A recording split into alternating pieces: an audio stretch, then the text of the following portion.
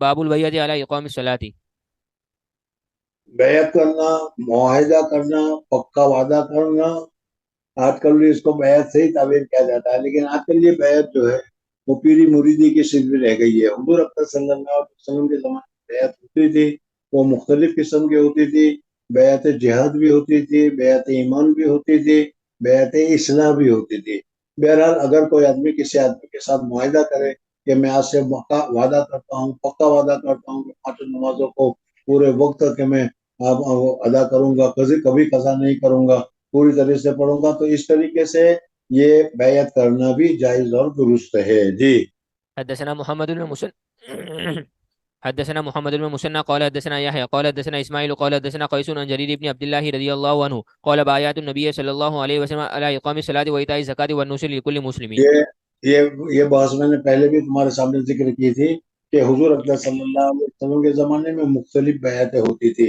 بعض بیعت جہاد بھی ہوتی تھی، جیسے حضرت عثمان غنی رضی اللہ تعالیٰ عنہ کو مکہ مکرمہ والوں نے روک لیا، ادھر مشہور ہو گیا کہ حضرت عثمان غنی کو قتل کیا گیا، تو حضور اکرم صلی اللہ علیہ وسلم نے بیعت رضوان جس کو کہتے ہیں، حضور صلی اللہ علیہ وسلم نے بیعت کی کہ ہم حضرت عثمان کا بدلہ لیں گے اور میدان میں جمے رہیں گے، بھاگیں گے نہیں، ہٹیں گے نہیں۔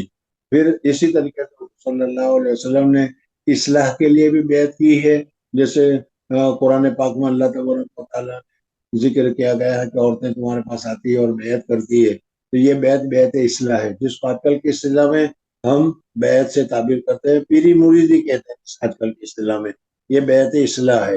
اور پھر اس کے علاوہ حضور اکرم صلی اللہ علیہ وسلم کے بیعت زمانے میں بیعت ہوتی تھی، بیعت ایمان ہوتی تھی کہ کفر اور شرک کو چھوڑ کر لوگ ایمان لایا کرتے تھے۔ بہرحال بیعت اصلاح ہو، بیعت جہاد ہو، یا دوسری بیعت ہو، کوئی طور پر ہو یا انفرادی طور پر ہو، سب جائز اور درست ہے۔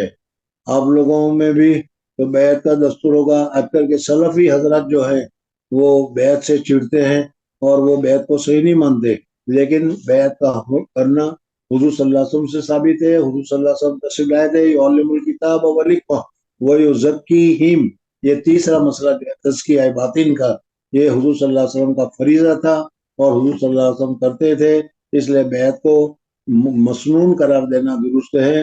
بیعت کو غیر مشروع قرار دینا، جیسا آج کل کے سلفی حضرات یا بیعت کو نہ ماننے والے کرتے ہیں، وہ صحیح نہیں ہے۔ ہاں، وہ دوسری بات ہے کہ اس کی شروع کیا ہے، کتنی درست ہے، کتنا درست نہیں ہے، وہ ایک دوسرا مسئلہ ہے۔ جی